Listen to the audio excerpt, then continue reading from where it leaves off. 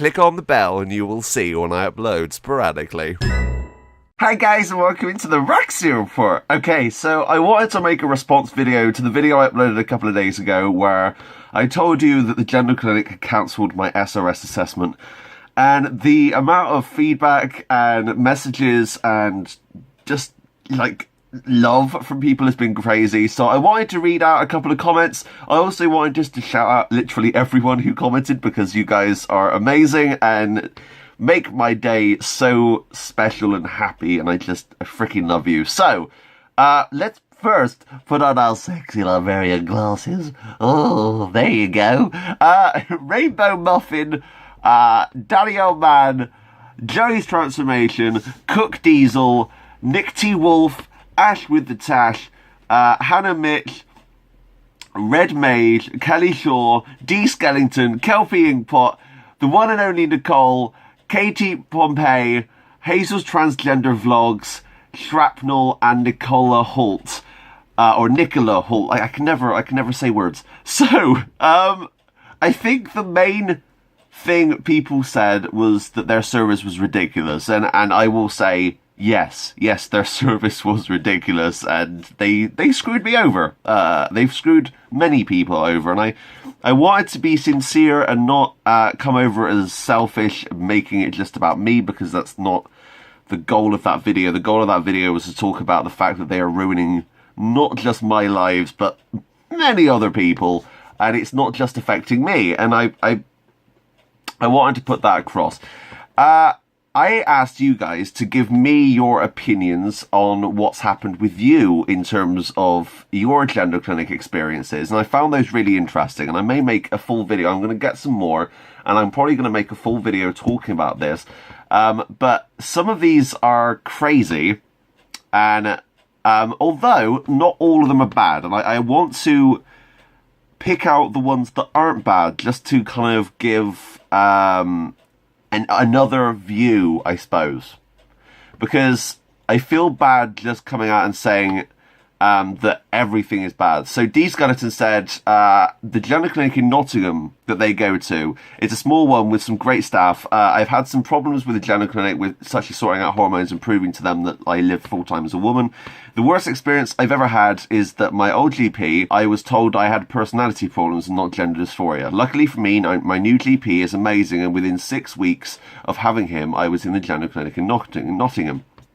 I've never been to Charing Cross, so I can't really comment on that. But the gender clinic in Nottingham is amazing and is convenient for me as I live in Birmingham. So not all experiences are bad, and I want to congratulate those gender clinics who are doing a good job, because you're the forward force. You're doing something that most gender clinics aren't, and that's caring and being nice and actually helping. So the rest of the comments, as I said, were kind of agreeing with me that this wasn't a very good thing, and I can't thank you guys enough for hearing my opinion and taking that on board.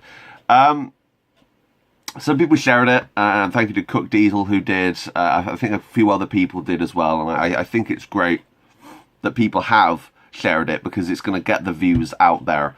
It's going to get the opinion, and it's going to get people talking, and that's important. I really, really like that idea.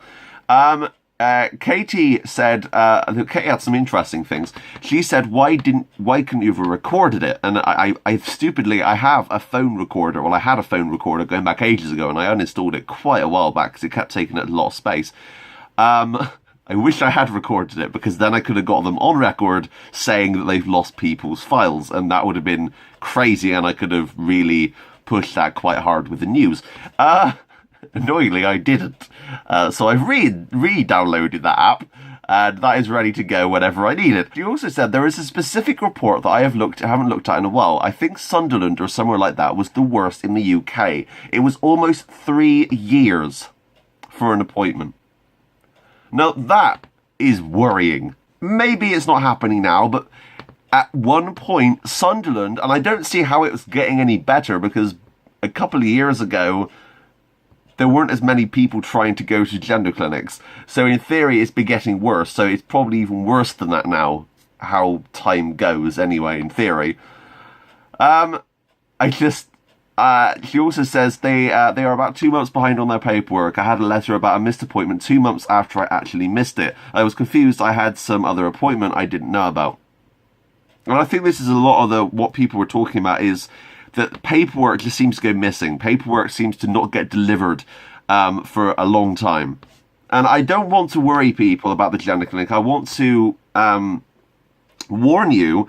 I want to give you some form of opinion. I don't want to make you guys worry that you're not going to get a very good experience, but I want to be honest with you, and I don't want to bring you guys down. And I did have one comment from Danielle Mann who said, "This is so scary, I have this ahead of me," and that, I'm sorry, and I really hope that they treat you a hell of a lot better than they did me, but what you've got to remember is you just got to stay strong and just push through. And you may have to wait a while. I had to wait 2 years in between one appointment once, and that was hell.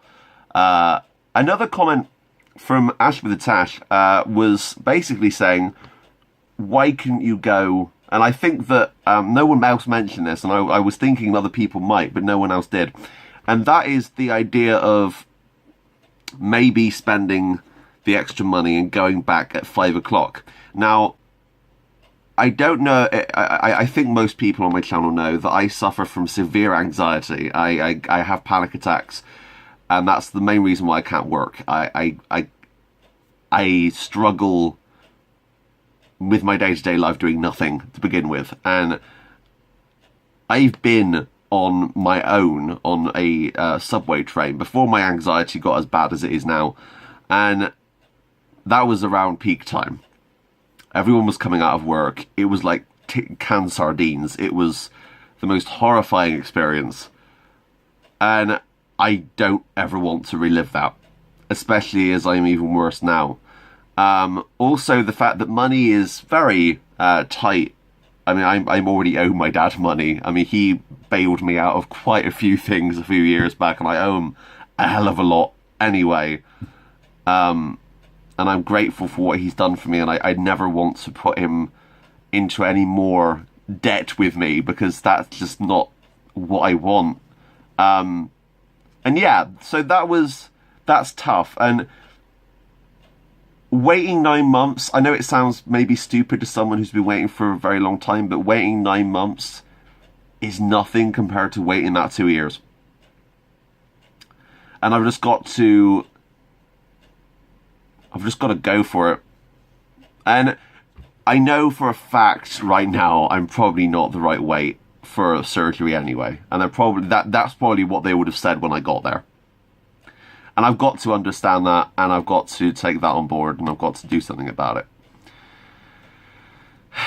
So, I don't know. Maybe this was a blessing in disguise. Maybe if I had gone there and found out that I wasn't the right weight to begin with, then I would have been gutted even more, I think. It's hard. It's a weird thing to talk about. Anyway, I can't thank you enough. Thank you so much for supporting me. I love you all, and just, you are amazing. You all are amazing, and I've read every comment, and I didn't want to respond to each comment because I wanted to do it in this video more personally. But everyone that commented, thank you. I read every one of you.